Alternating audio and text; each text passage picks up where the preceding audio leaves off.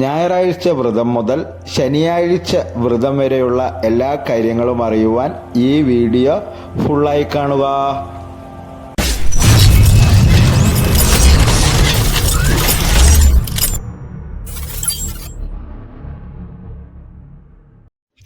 ഞായറാഴ്ച വ്രതം സർവപാപകരവും ഐശ്വര്യപ്രദവുമാണ് ഞായറാഴ്ച വ്രതം.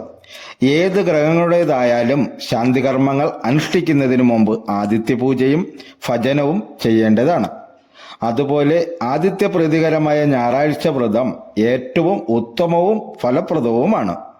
ഞായറാഴ്ച വൈകുന്നേരം ഉപവസിക്കുക. ഞായറാഴ്ച സൂര്യോദയത്തിനു മുമ്പ് തന്നെ ഉണർന്ന് സ്നാനാദി കർമ്മങ്ങൾ കഴിച്ച ശേഷം ഗായത്രി, ആദിത്യഹൃദയം, സൂര്യസ്തോത്രങ്ങൾ ഇവയിലേതെങ്കിലും ഭക്തിപൂർവം ജപിക്കുക. ഈ ദിവസം ഒരു നേരം മാത്രം ആഹാരം കഴിക്കാം. സൂര്യക്ഷേത്രത്തിൽ ദർശനം നടത്തി ചുവന്ന പൂക്കൾ കൊണ്ട് അർച്ചന നടത്തുന്നതും ഉത്തമമാണ്. അതിന് കഴിഞ്ഞില്ല എങ്കിൽ ശിവക്ഷേത്ര ദർശനം നടത്തി ധാര, അഭിഷേകം, വില്യദളം കൊണ്ട് അർച്ചന തുടങ്ങിയവ കഴിപ്പിക്കാം. വൈകിട്ട് അസ്തമയത്തിന് മുമ്പ് തന്നെ സ്നാനാദി കർമ്മങ്ങൾ കഴിച്ച് ആദിത്യ ഭജനം നടത്തണം. അസ്തമയത്തിന് ശേഷം സൂര്യപ്രീതികരങ്ങളായ സ്തോത്രങ്ങൾ, ആദിത്യ ഹൃദയം തുടങ്ങിയവ ജപിക്കുവാൻ പാടില്ല എന്ന് വിധിയുണ്ട്. ജാതകത്തിൽ ആദിത്യ ദശാകാലമുള്ളവർ ഞായറാഴ്ച വ്രതം അനുഷ്ഠിക്കുന്നത് ഉത്തമമാണ്. ദശാകാല ദോഷത്തിന്റെ കാഠിന്യമനുസരിച്ച് 12, 18, 41 എന്നിങ്ങനെ തുടർച്ചയായ ഞായറാഴ്ചകളിൽ വ്രതമനുഷ്ഠിക്കാം. ആദിത്യൻ ഉച്ചത്തിൽ നിൽക്കുന്ന മേടമാസത്തിലും അത്യുച്ചത്തിൽ എത്തുന്ന മേടം 10-നും ആദിത്യപ്രീതികരങ്ങളായ കർമ്മങ്ങൾ, പൊങ്കാല തുടങ്ങിയവ അനുഷ്ഠിക്കുന്നത് അത്യുത്തമമാണ്. സപ്തമി തിഥിയും ഞായറാഴ്ചയും ചേർന്ന് വരുന്ന ദിവസം കൂടുതൽ പ്രാധാന്യത്തോടെ വ്രതമനുഷ്ഠിക്കേണ്ടതാണ്. തിങ്കളാഴ്ച വ്രതം ജാതകത്തിലെ ചന്ദ്രന്റെ ദോഷം പരിഹരിക്കുന്നതിനും മംഗല്യസിദ്ധിക്കും വൈദ്യവ്രതേശ പരിഹാരത്തിനും ഈ വ്രതം അനുഷ്ഠിക്കുന്നു. സാമാന്യ വ്രതവിധി അനുസരിച്ചുള്ള നിഷ്ഠകളും ശുദ്ധിയും പാലിച്ചുകൊണ്ടും ഉപവസിച്ചുകൊണ്ടും ഈ ദിവസം കഴിയണം. ജാതകത്തിൽ ചന്ദ്രന് പശബലമുള്ളവർ ചന്ദ്രദശാകാലത്ത് ഈ വ്രതം അനുഷ്ഠിക്കുകയാണെങ്കിൽ ദുർഗാക്ഷേത്ര ദർശനം നടത്തുക, ദേവി മാഹാത്മ്യ പാരായണം ചെയ്യുക, വെളുത്ത പൂക്കൾ കൊണ്ട് ദുർഗാദേവിക്ക് അർച്ചന നടത്തുക ആദിയായ കർമ്മങ്ങൾ അനുഷ്ഠിക്കുന്നത് ഉത്തമമാണ്. ജാതകത്തിൽ ചന്ദ്രന് പശബലമില്ലാത്ത ദശാകാലത്ത് ഭദ്രകാളി ക്ഷേത്ര ദർശനമാണ് നടത്തേണ്ടത്.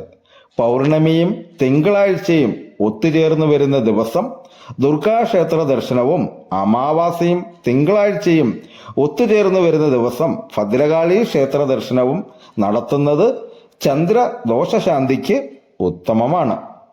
മംഗല്യസിദ്ധിക്കും വൈദ്യവദേശ പരിഹാരത്തിനുമായി തിങ്കളാഴ്ച വ്രതം അനുഷ്ഠിക്കുന്നവർ സാമാന്യമായ വ്രതനിഷ്ഠ, ഉപവാസം എന്നിവ അനുഷ്ഠിക്കുകയും ഉമാമഹേശ്വരി ക്ഷേത്രത്തിൽ ദർശനം നടത്തുകയും സ്വയംവരാർച്ചന നടത്തുകയും ചെയ്യേണ്ടതാണ്.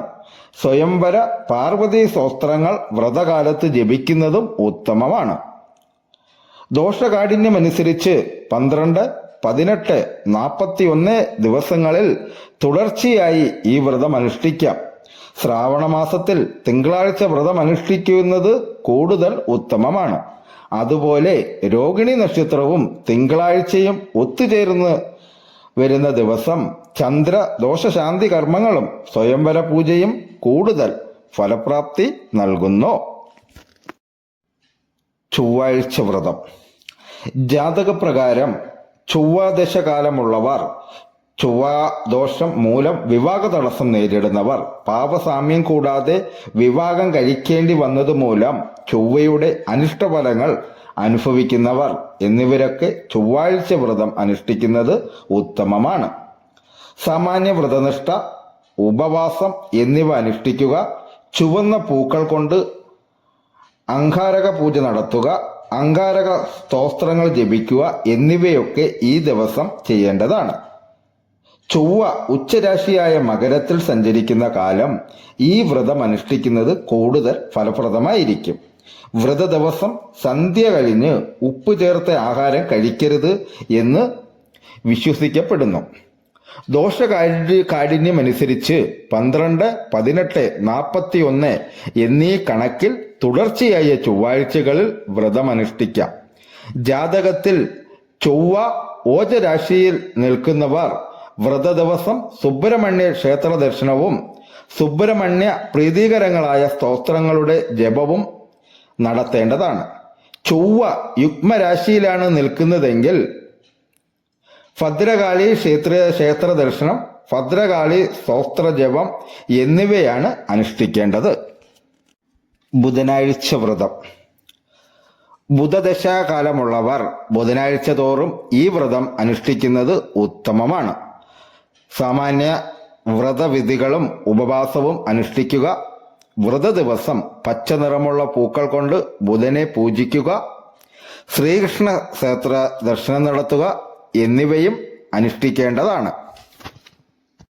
വ്യാഴാഴ്ച വ്രതം. വ്യാഴ ദശാകാലമുള്ളവർ, വ്യാഴം ചാരവശാൽ അനുഷ്ഠമായവർ എന്നിവർ ഈ വ്രതം അനുഷ്ഠിക്കുന്നത് ഉത്തമമായിരിക്കും. സാമാന്യ വ്രതവിധിയും ഉപവാസവും ഇവിടെയും ആവശ്യമാണ്. വ്രത ദിവസം വിഷ്ണു ക്ഷേത്ര ദർശനം, മഞ്ഞ പൂക്കൾ കൊണ്ട് വ്യാഴപൂജ എന്നിവ അനുഷ്ഠിക്കേണ്ടതാണ്.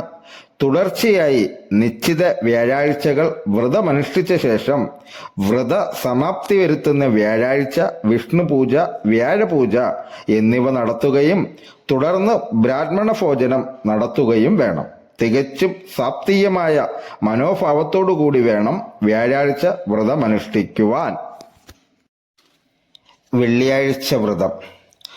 ശുക്രദശാകാലമുള്ളവരാണ് ഈ ദിവസം വ്രതമനുഷ്ഠിക്കേണ്ടത്. പൊതുവായ ഐശ്വര്യത്തിനും ദശകാല പരിഗണനകളില്ലാതെ വെള്ളിയാഴ്ച വ്രതം അനുഷ്ഠിക്കുന്ന പതിവുണ്ട്. സാമാന്യ വ്രതവിധികളും ഉപവാസവും പാലിക്കുക. ലക്ഷ്മിദേവി ക്ഷേത്രം, അന്നപൂർണേശ്വരി ക്ഷേത്രം എന്നിവിടങ്ങളിൽ ദർശനം നടത്തുക. വെളുത്ത പൂക്കൾ കൊണ്ട് ശുക്രപൂജ ചെയ്യുക എന്നിവയാണ് വ്രത ദിവസം അനുഷ്ഠിക്കേണ്ട കർമ്മങ്ങൾ. മംഗല്യസിദ്ധി, ധാന്യ സമൃദ്ധി എന്നിവ പ്രദാനം ചെയ്യാൻ കഴിയുന്ന വ്രതമാണ് ഇത്. ശനിയാഴ്ച വ്രതം. ഏഴര ശനി, കണ്ടകശനി, ശനിദശ എന്നിവയുടെ ദോഷങ്ങൾ അകറ്റുന്നതിന് ഏറ്റവും ഫലപ്രദമായ വ്രതം. ഈ ദോഷകാലങ്ങളിൽ മുഴുവനും ശനിയാഴ്ച വ്രതം അനുഷ്ഠിക്കുന്നത് ഉത്തമമാണ്. സാമാന്യ വ്രതവിധി, ഉപവാസം, അതിന് കഴിയാത്തവർ ഒരിക്കലൂണ് എന്നിവ പാലിക്കണം. ശനീശ്വര കീർത്തനങ്ങൾ, ശാസ്ത്ര കീർത്തനങ്ങൾ എന്നിവ ജപിക്കുകയും ക്ഷേത്ര ദർശനം നടത്തി നീരാഞ്ജനം തുടങ്ങിയ വഴിപാടുകൾ നടത്തുകയും കറുത്ത വസ്ത്രധാരണം, ശനീശ്വര പൂജ എന്നിവയും നടത്തുന്നത് ഉത്തമമാണ്. ശനിദോഷമുള്ളവർ ശനിയാഴ്ച ദിവസം എണ്ണ തേച്ച് കുളി, ക്ഷൗരം എന്നിവ കർശനമായും ഒഴിവാക്കേണ്ടതാണ്. ഈ വീഡിയോ എല്ലാ കൂട്ടുകാർക്കും ഇഷ്ടമായി കാണുമെന്ന് ദൈവനാമത്തിൽ വിശ്വസിച്ചു കൊള്ളുന്നു. ഈ ചാനൽ ആദ്യമായി കാണുന്ന കൂട്ടുകാരാണെങ്കിൽ എൻ്റെ ഈ ചാനൽ സബ്സ്ക്രൈബ് ചെയ്യുക, ലൈക്ക് ചെയ്യുക, കമൻറ്റ് ചെയ്യുക, ഷെയർ ചെയ്യുക.